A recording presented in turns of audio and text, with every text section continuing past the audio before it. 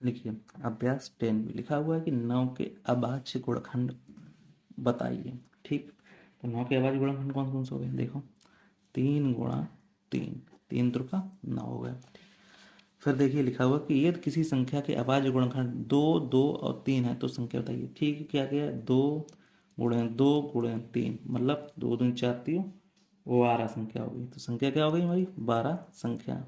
ठीक, ये हमारा आंसर हो गया। ठीक, फिर कह रहा है कि एक संख्या के गुणनखंड 8 और 3 है तो उसके अभाज्य गुणनखंड बताइए। देखो 8 है तो 2 गुणे 2 दूनी 4 दूनी 8 और हमारे पास संख्या 3, तो अभाज्य गुणनखंड हो गए।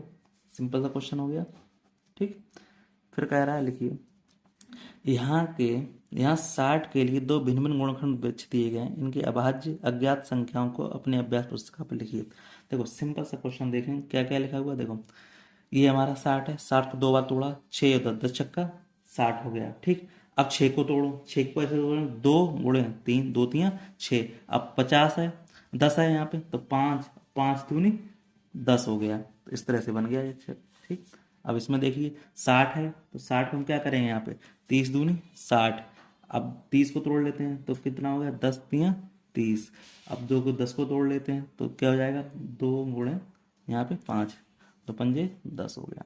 इस तरह से ये हमारा बहुत ही सिंपल सा ट्री है, आप इसको सॉल्व कर सकते हैं।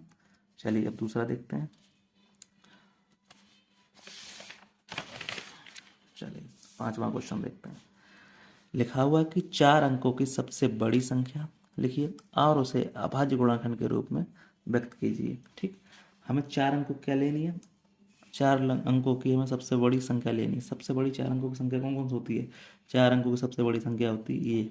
ठीक, 9999। अब इसके क्या करने, अभाज्य गुणनखंड काटने हैं तो काट लेते हैं पहले। तो चलो 3 से कटेगा पहले, 3 त्रिका 9, 3 त्रिका 9, 3 त्रिका 9। ठीक, फिर हमारा किससे कटेगा, फिर 3 से कट जाएगा, 3 एकम 3, 3 एकम 3, 3 एकम 3। फिर हमारा काटेगा 11 से कटेगा, 11 एकम 11 जीरो हो जाएगा, 11 एकम 11। इससे ज़्यादा संख्या नहीं कटेगी तो यहाँ गुणनखंड ऐसे लिख लेंगे 3 गुणे 3 गुणे 3 गुणे 3 गुणे और ये हमारा क्या हो जाएगा 11 अब गुणे 101। इससे ज़्यादा ऊपर जाएगा संख्या नहीं जाएगी, ये हमारा क्या हो जाएगा आंसर हो जाएगा। ठीक, फिर क्या कहता है कि 5 अंकों की सबसे छोटी संख्या लिखिए उसे अब अभाज्य गुणनखंड के रूप में व्यक्त कीजिए। अब 5 अंकों की हमें क्या लिखनी है, सबसे छोटी संख्या। देखो 1 बना दो और इसमें 4 जीरो लगा दो, 1 2 3 4, ये 5 अंकों की होगी, 1 2 3 4 5 अंकों की छोटी होगी। अब इसको काट लेते हैं हम। देखो 2 पंजे 10, जीरो जीरो जीरो, फिर 2 से कटेगा, फिर 2 से काट लो, 2 दूनी 4, 2 पंजे 10, जीरो जीरो। फिर देखो 2 बारी हम। ठीक, फिर काट लो इसको, फिर 2 से कट जाएगा, 2 छक्के 12, 2 दूनी 4, 2 पंजे 10। अब किससे काट लो, 5 से काट लो, 5 एकम 5, 5 10 पचम 25। अब देखो फिर 125 को काटना है 5 से, तो 5 से 5 दूनी 10 पचम 25 और पचम 25, 5 एकम 5।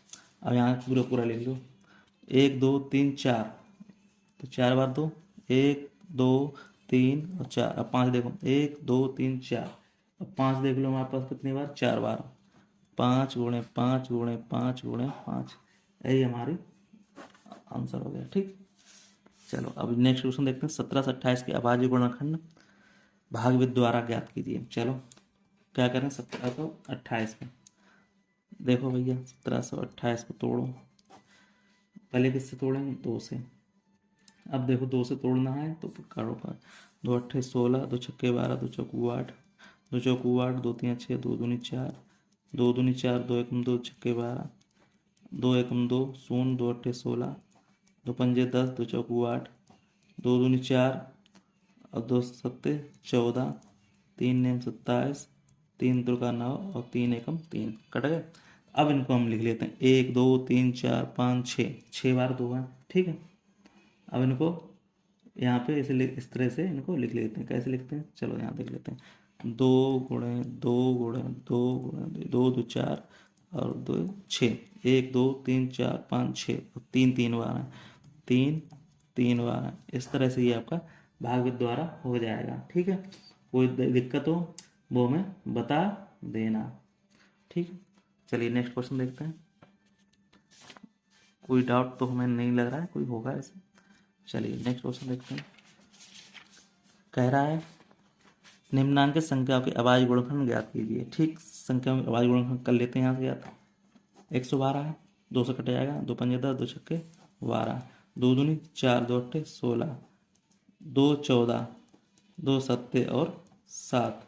ठीक, तो हमारा पहला संख्या क्या हो गई, तो लिख लो 1 2 3 4, तो 2 गुणे 2 गुणे 2 गुणे 2 गुणे 7, 2 2 4, 2 2 4 7 हो गए। अब 120 देख लो, 2 छक्के 12, 2 तियाँ, 2 पंद्रियम, 3 पंजे और 5 एकम 5, तो लिख लो 3 बार 2 है, 2 गुणे 2 गुणे 2, 3 गुणे 5। ठीक, अब 35 देख लो।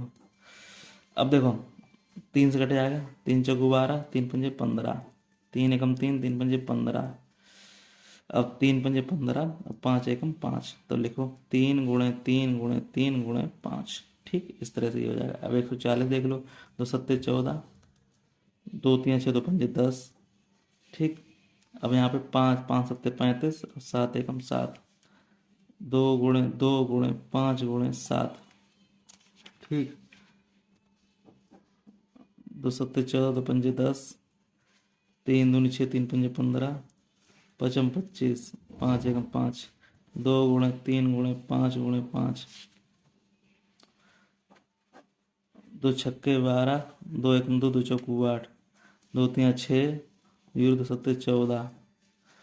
अब देखो यहाँ पे, अब इसको काटना है, कितना मजा आ रहा है इसको काटते हुए।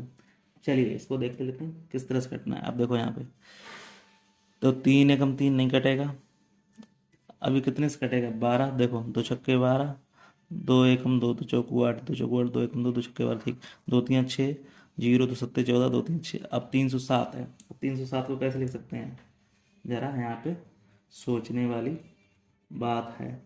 तो वह करने किसने किसने 2 से काट दिया। अब ये 307 किसी से नहीं कटेगा, इसलिए लिख दो 307 एकम 307, तो लिख दो 2 गुणे 2 गुणे 307। इस तरह से ये पूरा हो गया। ठीक, चलो नेक्स्ट क्वेश्चन देखते हैं। लिखा हुआ है कि 80 और 90 के बीच अभाज्य संख्याएं हैं। ठीक, 80 और 90 के बीच देखो संख्या 81, अभाज्य संख्या 83, 20 पूछ रहा है, ये कट जाएगा 9 में 81। अब देखो यहाँ पे देखो अभाज्य संख्या देखो यहाँ पे, तो यहाँ पे अभाज्य संख्या ये चौथे नंबर को हो जाएगी 83 और 89। ठीक है, चलिए फिर देखते हैं इसमें अभाज्य हो गई। अब क्या करना है, मुझे ये लिखना है, रिक्त स्थानों की पूर्ति करनी है। ठीक, चलिए कर लेते हैं।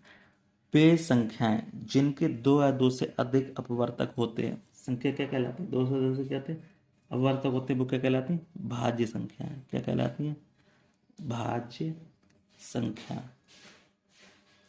ठीक, अब क्या कह रहा है, वे संख्या जिनके अपवर्तक 1 और स्वयं संख्या होती हैं, वो क्या कहलाती हैं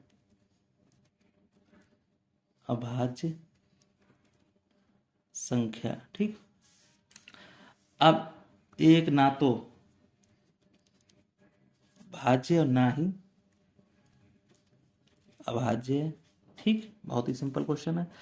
एक संख्या के अपवर्तक 7 14 21 24, इसी तरह और भी संख्या हो सकती हैं 7 49 7 61, तो इनको क्या होता है, तो ये संख्या क्या है, वह संख्या कौन सी होगी, वह संख्या 7 होगी, कि 7 कही है संख्या के अपवर्त ये हो गए। ठीक, तो वह संख्या 7 हो गई। इस तरह से हमारा चैप्टर दी एंड हो गया। ठीक है, फिर मिलते हैं किसी नेक्स्ट वीडियो में, तब तक के लिए धन्यवाद। कोई डाउट हो वो पूछे ना। ठीक है।